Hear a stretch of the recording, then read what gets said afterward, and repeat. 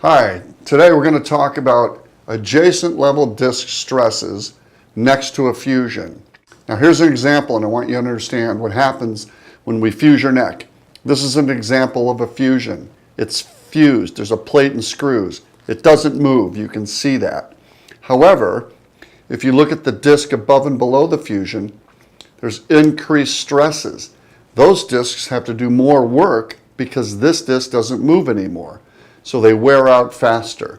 So by 8 to 10 years, you're likely going to need a fusion at the adjacent levels. Artificial disc replacement eliminates that need of creating adjacent stress levels. Sometimes you might degenerate anyway, but consider artificial disc replacement next time and to help prevent adjacent level breakdown.